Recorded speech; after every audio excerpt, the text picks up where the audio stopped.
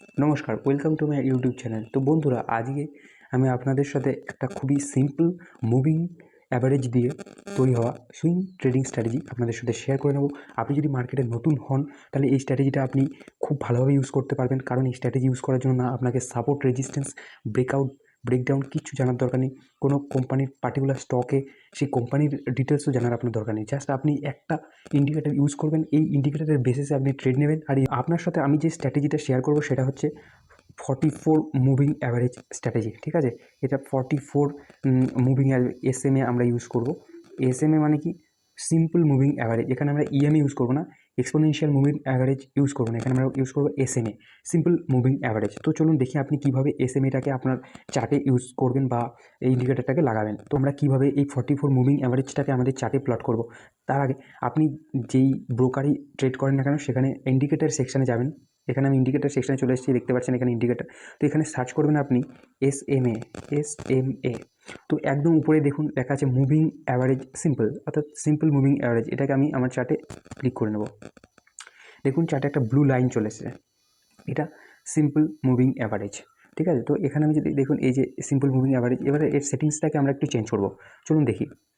সেটিংসে যাবেন, এখানে ইনপুটে যাবেন, স্টাইলে এই কালারটা ঠিকই আছে, আমি এটাকে আরেকটু গাঢ় করে নেব যাতে দেখতে আমাদের সুবিধা হয়। থিকনেসটাকে সেকেন্ডে আমরা দেবো, ওকে। অ্যান্ড এর যে ইনপুটে যাব, ইনপুটে গিয়ে দেখুন এখানে লেন্থ 9 দেওয়া আছে, এটাকে আমরা করে নেব 44। ওকে, 44 করে নিলাম, ব্যাস এই হয়ে গেল আমার এসএমএ 44। এটা হচ্ছে আপনার 44 মুভিং অ্যাভারেজ আপনার চার্টে প্লট হয়ে গেল। আশা করি আপনি বুঝতে পেরেছেন কীভাবে আপনি আপনার চার্টে 44 মুভিং অ্যাভারেজটাকে প্লট করবেন। এবার চলুন দেখে নিই আপনি কীভাবে এই 44 মুভিং অ্যাভারেজের উপর বেস করে ট্রেড নেবেন। অ্যাভারেজে ট্রেড করতে হলে আপনাকে দুটো জিনিস মাথায় রাখতে হবে। সেটা কি? একটা হচ্ছে যে স্টকে আপনি ট্রেড করবেন সেটা চার্ট রাখতে হবে, ওয়ান ডে চার্ট। ফার্স্ট কি রুলস, ওয়ান ডে চার্টে আমাদের দেখতে হবে। সুইং ট্রেডিং যেহেতু আমরা করছি, তাই আমরা ওয়ান ডে চার্ট দেবো। আমরা পজিশানটাকে এক সপ্তাহ মানে 7 দিন থেকে 2 সপ্তাহ 14 দিন পর্যন্ত হোল্ড করব, কারণ আমরা সুইং ট্রেডিং করছি। ওকে, অ্যান্ড যে স্টকের প্রাইস অলওয়েজ আমাদের সুইং মানে 44 মুভিং অ্যাভারেজের উপরে থাকতে হবে। ঠিক আছে, আমরা লং ট্রেডের কথা বলছি, অর্থাৎ কি লং পজিশন আমরা বানাবো, অর্থাৎ উপরের সাইডে গেলে আমাদের প্রফিট হবে, অর্থাৎ লং ট্রেড করছি আমরা, সেই কন্ডিশন আমি আপনাদের বলছি। ওকে নাও, তো প্রথম কন্ডিশন হলো কি, আমাদের ওয়ান ডে চার্ট দেখতে হবে। দ্বিতীয় কন্ডিশন হলো কি, যে 44 মুভিং অ্যাভারেজ ফ্ল্যাট থাকলে হবে না, অর্থাৎ এরকম যদি ফ্ল্যাট থাকে তবে হবে না। 44 মুভিং অ্যাভারেজ অলওয়েজ রাইজিং থাকতে হবে, তবেই আমরা ট্রেড করব। কীভাবে ট্রেড করব? 44 মুভিং অ্যাভারেজ রাইজিং থাকবে, এর উপর দিয়ে যখন স্টক ট্রেড করছে, যখনই স্টকটা এই 44 মুভিং অ্যাভারেজের কাছে এসে সেখানে কোনো একটা বুলিশ ক্যান্ডেল তৈরি করবে। কী বলেছি? 44 মুভিং অ্যাভারেজ রাইজিং থাকতে হবে, স্টকের প্রাইস 44 মুভিং অ্যাভারেজের উপরে থাকতে হবে।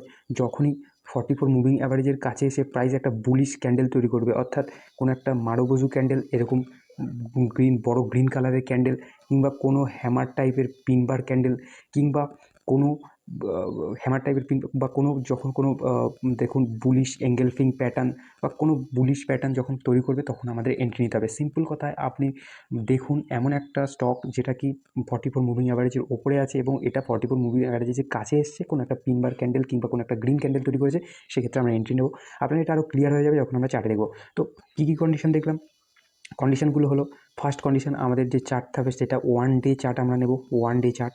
ওকে, অ্যান্ড যেটা হবে মুভিং অ্যাভারেজ এরকম ফ্ল্যাট থাকলে হবে না, মুভিং অ্যাভারেজ রাইজিং মানে উপরের দিকে থাকতে হবে। ওকে, স্টকটার প্রাইস মুভিং অ্যাভারেজের উপরে থাকতে হবে, তাহলে আমরা ট্রেড নেব। মুভিং অ্যাভারেজের কাছে আসলে কোনো একটা গ্রিন ক্যান্ডেল, বুলিশ ক্যান্ডেল তৈরি করলে আমরা সেখানে ট্রেড নেব। চলুন এটা দেখি এবার আমরা লাইভ স্টকে দেখব, যাতে আপনার যে কনফিউশন সেটা ক্লিয়ার হয়। ওকে, ওপেন করেছি। ওকে, তো এই চার্টে আমরা কি দেখতে পাচ্ছি? এই চার্টে আমরা দেখতে পাচ্ছি 44 মুভিং অ্যাভারেজ ফ্ল্যাট নেই, 44 মুভিং অ্যাভারেজ ওপরের দিকে আছে, রাইট? তো ফার্স্ট কন্ডিশন আমাদের ম্যাচ করে গেল। সেকেন্ড কন্ডিশন কি, যে আমরা অবশ্যই ওয়ান ডে চার্ট দেখব। এখানে আপনি দেখতে পাচ্ছেন আমরা ওয়ান ডে চার্ট নিয়েছি।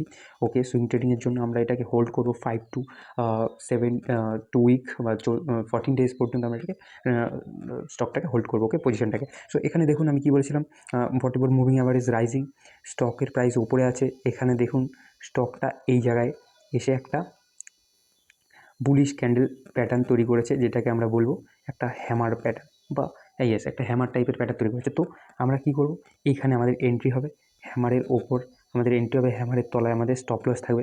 আমরা 1:2 টার্গেট রাখতে পারি, অথবা আপনি যদি এই মানে আপনার টার্গেটটাকে আরও বাড়াতে চান, তাহলে আপনি দেখুন যে যতক্ষণ না পর্যন্ত কোনো একটা ক্যান্ডেল মুভিং অ্যাভারেজকে ব্রেক করে ক্লোজ দিচ্ছে ততক্ষণ পর্যন্ত আপনি হোল্ড করতে পারেন। বুঝতে পারলেন? আশা করি আপনি বুঝতে পেরেছেন। আরেকবার আমি বোঝাচ্ছি। এখানে দেখুন আমাদের কন্ডিশন কী কী ছিল। One day chart 44 moving average rising, stock price উপরে, যখন 44 মুভিং অ্যাভারেজের কাছে যাবে গিয়ে এখানে একটা হ্যামার টাইপের ক্যান্ডেল বা কোনো মারুবোজু বা কোনো একটা গ্রিন ক্যান্ডেল তৈরি করবে, তখন আমাদের এন্ট্রি নেব। মনে রাখতে হবে সবসময় 44 মুভিং অ্যাভারেজের কাছে তৈরি হবে। দেখুন এখানে দূরে তৈরি হয়েছে, এখানে কিন্তু আমরা এন্ট্রি নেব না। 44 মুভিং অ্যাভারেজকে ব্রেক করে অথবা 44 মুভিং অ্যাভারেজের একদম স্পর্শ করে যখন তৈরি হবে তখন কিন্তু আমরা এন্ট্রি নেব। এখানে তো এন্ট্রি নিলাম আমরা, তো আমাদের টার্গেট কি স্টপ লস হবে এই ক্যান্ডেলের নিচে, টার্গেট থাকবে 1:2, 1:2 আমরা টার্গেট রাখতে পারি। তো দেখুন এখানে ইজি কিন্তু 1:2 টার্গেট আমাদের অ্যাচিভ হয়ে গেছে। এবার যদি আমি যে সেকেন্ড মেথডটা আপনাদের বলেছি যে আপনি ইউজ করুন যতক্ষণ না পর্যন্ত মুভিং অ্যাভারেজকে ব্রেক করে ক্লোজ দিচ্ছে ততক্ষণ আপনি হোল্ড করুন। এখানে দেখুন এখনও কিন্তু এখনও প্রফিটে চলছে, এখনও কিন্তু আপনি এই জায়গায় কিনেছিলেন, আপনি এই জায়গায় বাই করেছিলেন, দেখুন একটানা প্রফিট। এখানে 1:10 যে 10 গুণ প্রফিটও আপনার চলে এসেছে। ঠিক আছে, তাহলে আপনি দেখছেন কেমন স্ট্র্যাটেজি। এটা কিন্তু খুব একটা ইউজফুল স্ট্র্যাটেজি, কারণ দেখুন মার্কেটে প্রচুর স্ট্র্যাটেজি আছে, অনেক প্রফিটেবল সবাই ক্লেম করে যে এটা প্রফিটেবল, ওটা প্রফিটেবল। আমি চাই না যে আমার সাবস্ক্রাইবার কোনো তাদের টাকা লস করুক। ঠিক আছে, আমি তাই আপনাকে সেই স্ট্র্যাটেজিটাই বলছি যেটাকে আমি পার্সোনালি ইউজ করেছি। তো এই স্ট্র্যাটেজি কিন্তু প্রচণ্ড ভালো একটা স্ট্র্যাটেজি, আপনি এটাকে ইউজ করুন। আপনি এই জায়গায় এন্ট্রি নিলেন না, কোনো কারণে আপনার স্টকটা মিস হয়েছে, তো আপনি কিন্তু এই জায়গায় এন্ট্রি নিতে পারেন। দেখুন এই জায়গায়ও দেখুন 44, আপনি এই জায়গায়ও কিন্তু এন্ট্রি নিতে পারেন। এখানেও কিন্তু একটা পিন বার ক্যান্ডেল তৈরি হয়েছে বা হ্যামার ক্যান্ডেল তৈরি হয়েছে। আপনাদের আমি ক্যান্ডেল স্টিক শিখিয়েছি, বুলিশ ক্যান্ডেল স্টিক প্যাটার্ন কোনগুলো আপনাদের বলেছি, সেগুলো আপনি দেখে নিতে পারেন। এখানে দেখুন মুভিং অ্যাভারেজ রাইজিং, ঠিক আছে, প্রাইস মুভিং অ্যাভারেজ উপরে, এখানে এসে একটা হ্যামার টাইপের ক্যান্ডেল তৈরি হয়েছে, আপনি এখানে এন্ট্রি নিন। হ্যামারের উপরে আপনি এন্ট্রি নেবেন, এখানে আপনার স্টপ লস হবে 1:2, ইজি টার্গেট এখানে পেয়ে গেছি। মুভিং অ্যাভারেজ যখন ফ্ল্যাট থাকবে তখন কিন্তু আমরা কিছুতেই এন্ট্রি করব না। এক্সাম্পল আমি আপনাদের দেখাই, এটা হচ্ছে ব্যাঙ্ক অফ বরোদার chart. Moving average rising, price ওপরে, এখানে আসলে এখানে একটা হ্যামার নিল, এখানে আমাদের এন্ট্রি হয়ে যাবে। হ্যামার ক্যান্ডেল স্টিক তৈরি করলো, এই হ্যামারের উপরে আমাদের এন্ট্রি, এখানে আমরা স্টপ লস রাখতে পারি 1:2, অথবা যতক্ষণ না মুভিং অ্যাভারেজ ব্রেক করে ক্লোজ দিচ্ছে কোনো ক্যান্ডেল ততক্ষণ আমরা এটাকে ট্রেল করতে পারি। এখানে দেখুন আপনার আবার এন্ট্রি হচ্ছে এই জায়গাটায় একটা বুলিশ এঙ্গেলফিং প্যাটার্ন তৈরি হয়েছে, এখানে একটা এখানেও আপনার এন্ট্রি হচ্ছে মারুবোজু টাইপের candle 1:2, easy target 1:2, easy target. আশা করি ভিডিওটা আপনার ভালো লেগেছে। আমি বলছি বলে আপনি স্ট্র্যাটেজিটাকে ইউজ করবেন তেমন কিন্তু নয়, আপনি এটাকে ব্যাক টেস্ট করুন, আপনি এটাকে ভালো একটা ফল আশা করি আপনি পাবেন। আর যদি এই বিষয়ের সম্বন্ধে আর কোনো কোশ্চেন আপনার থাকে তো অবশ্যই আমাকে কমেন্ট বক্সে জানাতে ভুলবেন না। আর ভিডিওটি ভালো লাগলে একটা লাইক অবশ্যই করে দেবেন। ধন্যবাদ, দেখা হচ্ছে অপর কোনো ভিডিওতে।